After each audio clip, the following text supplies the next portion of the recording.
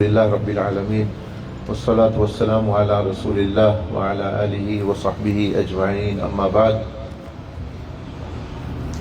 دیکھیں، عابد صاحب وہ فرما رہے تھے میں آپ کو ان کا تعارف اور ان کے کام کا تعارف کرا دیتا ہوں۔ تو ان کو میں نے منع کیا کہ یہاں اس دنیا میں اللہ جل مجدہ نے ہمیں اپنا یعنی اللہ کا تعارف کرانے اور رسول اللہ صلی اللہ علیہ وسلم کا تعارف کرانے کے لیے بھیجا ہوا ہے، اور ہمارے تعارف کی ذمہ داری وہ اللہ پاک نے خود لی ہوئی ہے کہ وہ اگر چاہے تو ہمارا تعارف کرا دے۔ جیسے نبی علیہ الصلوۃ والسلام نے فرمایا کہ جب اللہ پاک کسی بندے سے راضی ہو جاتا ہے، جب اللہ پاک کسی بندے سے راضی ہو جاتا ہے تو حضرت جبریل علیہ السلام کو طلب فرماتا ہے، بلاتا ہے کہ جبریل، میں فلاں بندے نے مجھے راضی کر لیا ہے، اب تم بھی اور تمام حاملین عرش میں کے فرشتوں میں اعلان کر دو کہ اللہ پاک کو اس بندے نے راضی کر لیا ہے، اللہ اس سے محبت فرماتا ہے، تم بھی ان سے محبت کرو۔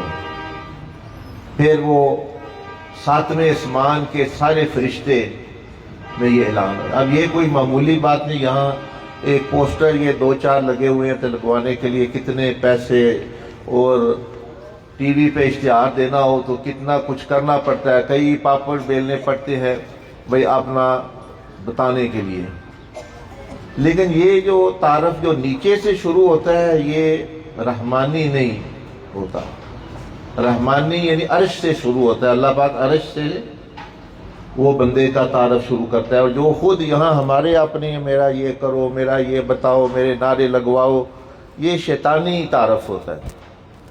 کیونکہ وہاں آسمانوں میں بھی ایک بندے نے اپنا تعارف کرانا چاہا کہ میں بہتر ہوں اس سے، تو دیکھ لیں پھر اس کا کیا ہوا، اب تک کیا ہو رہا ہے۔ تو اس لیے پہلی بات تو جو ان کو میں نے عرض کی کہ رہنے دیں، لوگوں کیا لگے میرا تعلق یہ پشاور سے ہے یا گجرات سے ہے، ان کو اس سے کیا، ان کو تو کام سے غرض ہے ہمیں کیا ملنے والا ہے، دنیا میں ہمیں کیا ملے گا اس بندے سے، اور آخرت میں اس کے لیے بھی یہ کوئی اچھی بات ہمیں بتا۔ بندوں کو تو اس سے غرض ہے، وہ خود بندے ہیں۔ تو اس لیے جو ہے میں تو اکثر کہتا ہوں کہ کام کا تعارف ہونا چاہیے، یہ کام ہو رہا ہے، یہ ابھی ہو رہا ہے، آپ بھی فائدہ اٹھا لیں۔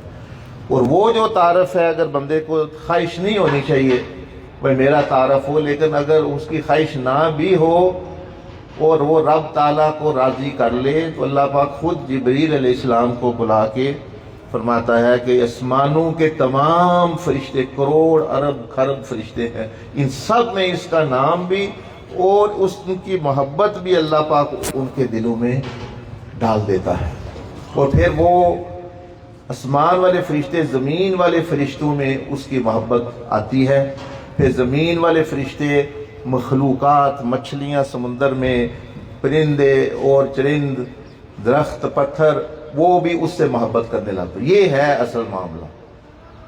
تو ہم ہر بندہ، ہم میں سے میں بھی اس میں پہلے شامل ہوں، ہمیں بھی کوئی نفس ہے تو وہ ہم مشہوری چاہتے ہیں، میں چودھری بنوں، میں راجہ بنوں، میں بڑا بنوں۔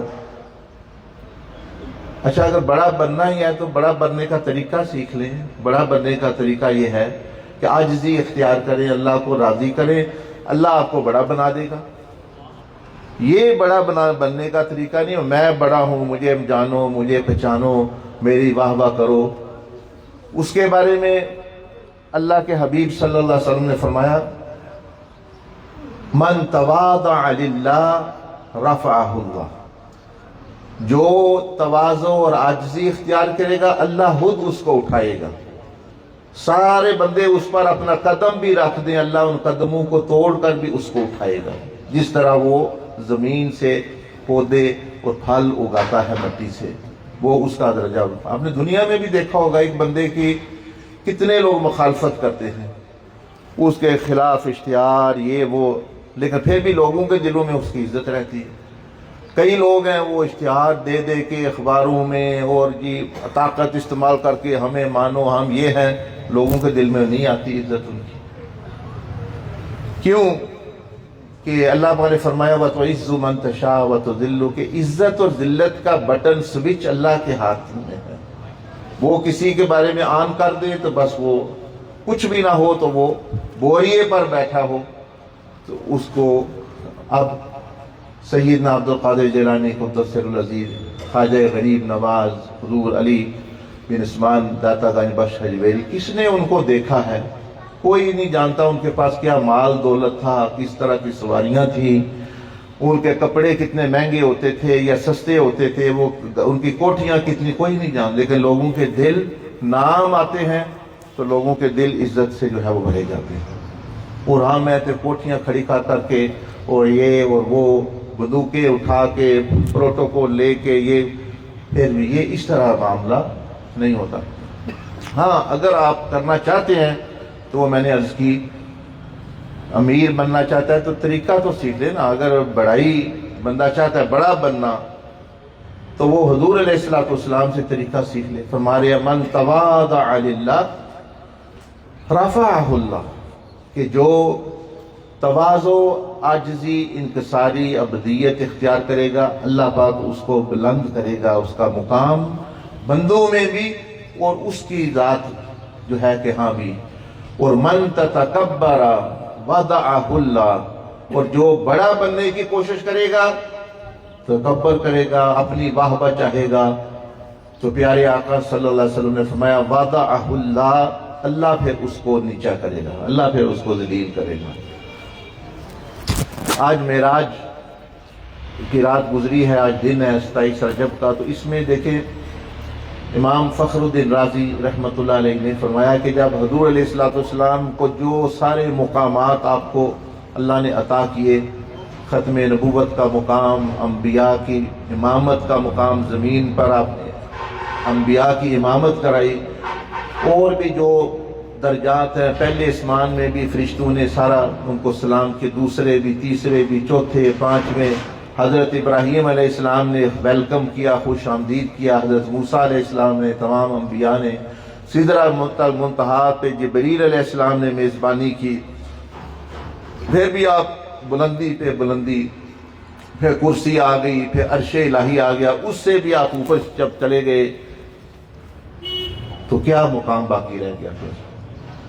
تو وہاں جا کے اللہ پاک نے معراج کی رات آپ علیہ السلام کو فرمایا بما اشرفک یا احمد، کیا محبوب صلی اللہ علیہ وسلم کچھ اور بھی چاہیے تو بتائیں،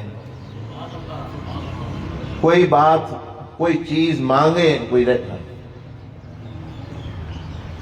تو ہم سے جب اللہ پاک پوچھے ہمیں کیا چاہیے، ہمیں اپنے ذہن کے مطابق ابھی میں ابھی یہ ختم کروں گا، اے حضور دعا کریو بچہ، حضور دعا کریو میری شادی ہو جائے، حضور دعا کر. جتنے لوگ خدا کو نہیں مانگے ان کے بچے نہیں ہیں، وہ سارے اوتر ہیں. یہ نبی علیہ السلام نے فرمایا، یہ بات سمجھنے کی کوشش کرو، یہ دنیا اللہ پاک دوست اور دشمن دونوں کو دے دیتا ہے، مانگو یا نہ مانگو یہ ملنا ہے. آخرت جو ہے اس کے لیے محنت ہے. دنیا کہتے ہیں بقدر مقدر اور آخرت بقدر مشقت. اس حدیث کا سمجھنے کی کوشش کریں. نبی علیہ السلام نے فرمایا کہ اللہ پاک یہ دنیا، پیسہ، دولت، مال امریکہ کے پاس نہیں ہے. انگلینڈ میں جو لوگ رہتے ہیں وہ نہیں ہے. وہ کون سے وظیفے کرتے ہیں، بھئی اولاد ہو جائے، یہ ہو جائے، اولادیں ان کی بھی ہیں، کاروبار ان کے بھی ہیں. بلکہ یہاں سے ہم لوگ، میں جاتا ہوں، میں جی باہر جانا، باہر کے ملک. اچھا، وہ عرض کر رہا ہوں کہ اس کے لیے، دنیا کے لیے اللہ پاک نبی علیہ السلام فرمایا یہ دوست کو بھی، دشمن کو بھی، کافر کو بھی، مسلمان کو بھی، سب کو اللہ پاک دیتا ہے. من یحب ومن لا یحب، جس سے اللہ محبت کرتا ہے اس کو بھی دے دیتا ہے، جس سے نہیں کرتا اس کو اس کی بنا پہ پتہ نہیں چلتا کہ یہ اللہ کا محبوب ہے. ہمارے ہاں چودھری صاحب دی کوٹھی ہے، واہ بڑا فضل ہے اللہ دا انہاں تے، واہ جی واہ، 2 گڈیاں کھڑوڑیاں نے، واہ جی واہ، 3 بیویاں نے، واہ جی واہ، یہ MNA بھی بن گئے نے، واہ جی واہ. یہ کوئی اللہ کی رضا کی، فضل کی علامت نہیں ہے. ورنہ پھر فرعون پر بھی بڑا پھر فضل یہ ہوگا پھر اس پر. یہ بھی لوگ بڑے بڑے حکمران اور بڑے بڑے عہدوں پہ پہنچے ہوئے تھے اور بڑی بڑی فوجیں یہ وہ چیزیں تھی پاس، لیکن نہیں. حضور علیہ السلام نے فرمایا کہ اگر کسی کا مرتبہ اللہ کے ہاں دیکھنا ہے تو دنیا کو نہ دیکھو، اس کے پاس گاڑیاں گھوڑے کتنے، اس کے جو ہے فارم ہاؤس کتنے ہیں، اس کی زمینیں کتنی ہیں، اس کی جائیدادیں کتنی ہیں، اس کے پاس عہدہ کون سا ہے، اس کی کوٹھیاں کتنی ہیں. فرمایا اس سے نہیں پتہ چلتا اللہ اس شخص پر راضی ہے یا نہیں. ہم یہ سمجھے بیٹھے ہوئے ہیں.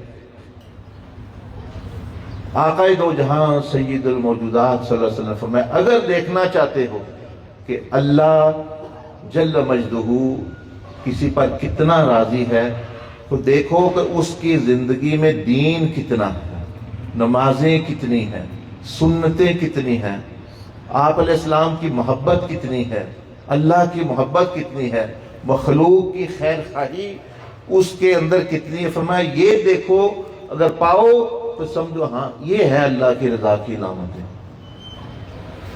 تو یہ نہیں. تو وہ میں عرض کر رہا ہوں کہ جب حضور علیہ السلام لا مکان اور زمان و مکان گئے دنیا سے پاک آگے چلے گئے تو اللہ پاک نے فرمایا کہ اے محبوب صلی اللہ علیہ وسلم بما اشرفک یا احمد، آپ فرمائے میں اور کیا آپ کی عزت افزائی کروں، اور کیا آپ کو عطا کروں.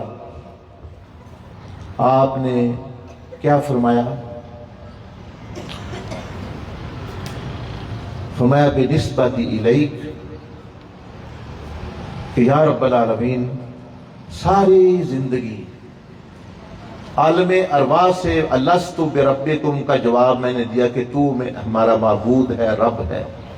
دنیا میں مکہ کی گلیوں میں، طائف کے بازاروں، پتھروں کی بارش میں بھی، کانٹوں کے سامنے بھی، تلواروں کے سائے میں بھی، بھوک میں بھی، پیاس میں بھی، پتھروں میں بھی، میں نے ہمیشہ یہی کہا لا الہ الا اللہ، کہ تو ہی معبود برحق ہے. میری خواہش آج یہ ہے کہ تو اپنے کلام سے یہ فرما دے شرفنی بالعبودیہ، کہ آپ بھی فرما دیں کہ اے میرے احمد، اے محمد صلی اللہ علیہ وسلم میرے حبیب، تو میرا بندہ ہے، تو میرا عبد کامل ہے.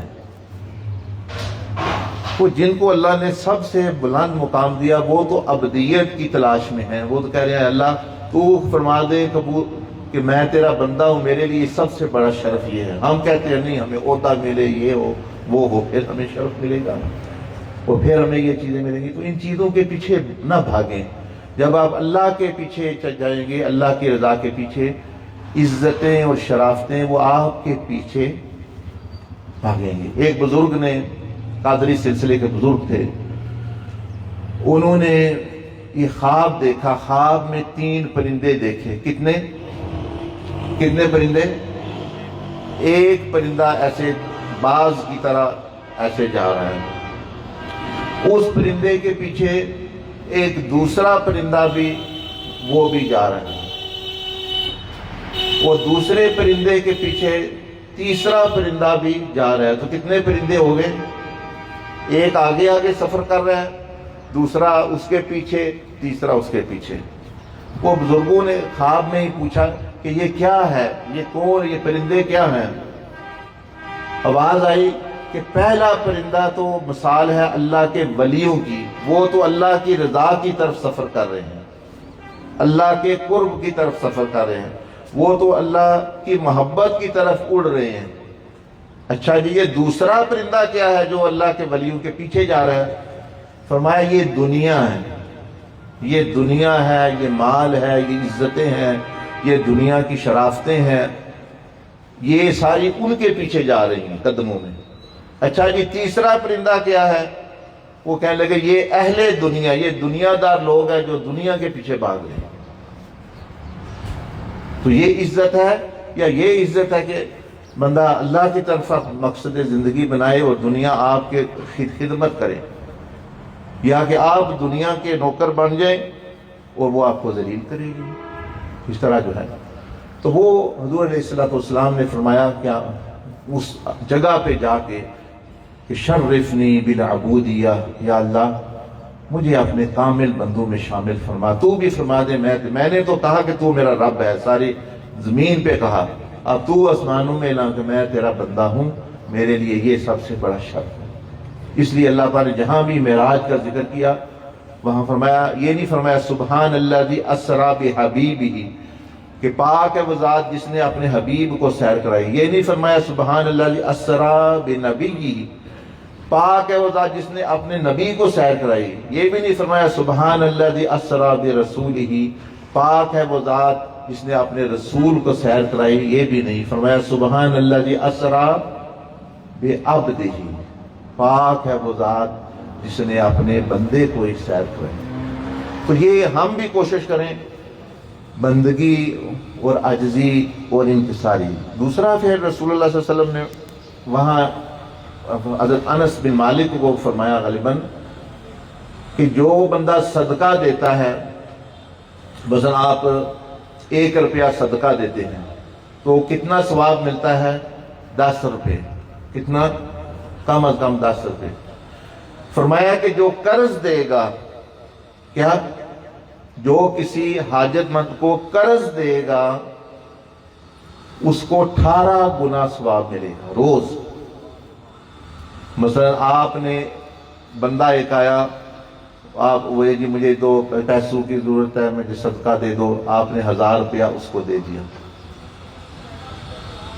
ایک بندہ آیا، بھائی جی ضرورت ہے، دوائی لینی ہے، 1000 روپیہ دار دے دو، آپ نے 1000 روپیہ اس کو دے دیا۔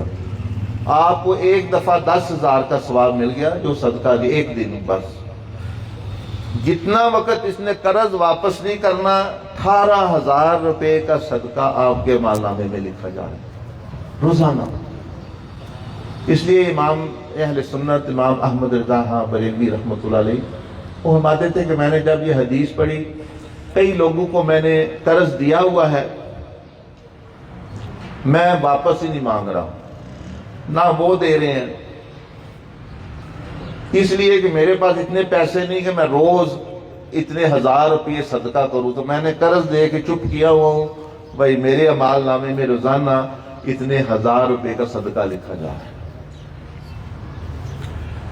رسول اللہ صلی اللہ علیہ وسلم نے جبریل علیہ السلام سے پوچھا اسی معراج کی رات، جبریل یہ صدقے کا ثواب کم کیوں ہے اور قرض تو واپس بھی اس کو مل جانا ہے، وہ قرض کا ثواب زیادہ کیوں ہے؟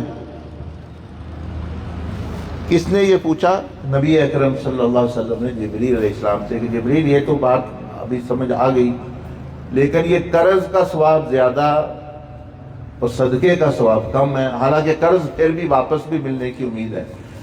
تو جبریل علیہ السلام نے فرمایا کہ یا رسول اللہ صلی اللہ علیہ وسلم، قرض جو ہے وہ بندہ اس وقت مانگتا ہے کہ جب اس کو انتہائی ضرورت ہوتی ہے، انتہائی حاجت ہوتی ہے، مجبور ہو جاتا ہے۔